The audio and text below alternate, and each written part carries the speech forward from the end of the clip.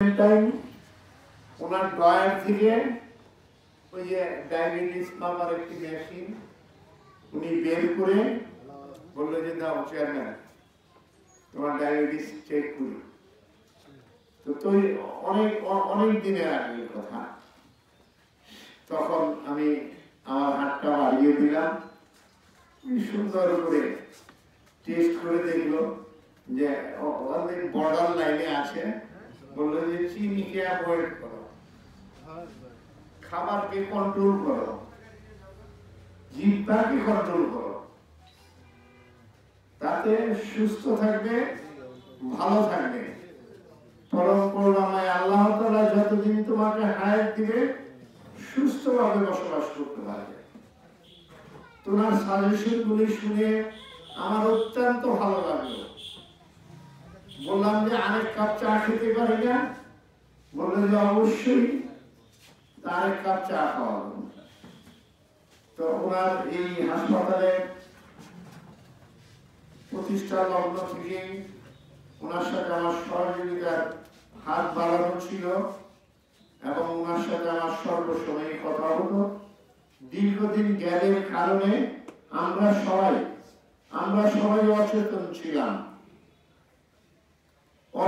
ছিলাম এই হাসপাতালের প্রতি, এই ফাউন্ডেশনের প্রতি আমাদের নজর থাকলেও আমরা সুদৃষ্টিতে নজর দিতে পারিনি।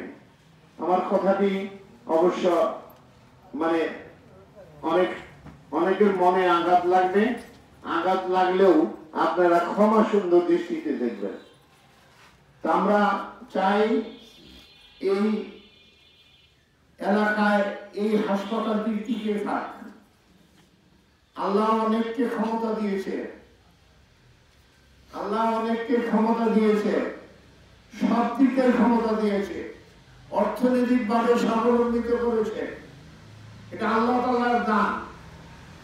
আল্লাহ বলেছে তোমার এই অর্থনৈতিক স্বাবলম্বর মাধ্যমে তুমি সমাজকে উন্নয়ন করার চেষ্টা করো।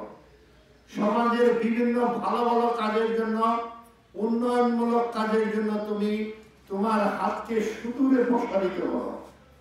আমি সবাইকে অনুরোধ করব, আমাদের কর্মজীবনের মাঝে ব্যস্ততা থাকলেও আমরা অবশ্যই এই হাসপাতালটিকে সহযোগিতা করার জন্য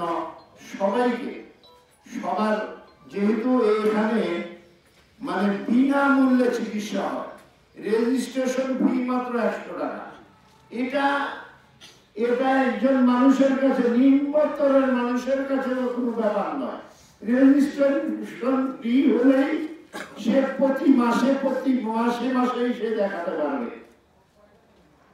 সেই কারণে আপনাদের সহযোগিতা যদি থাকে, এই মেমোরিয়াল হাসপাতালটি আরো উত্তর উন্নতি লাভ করবে।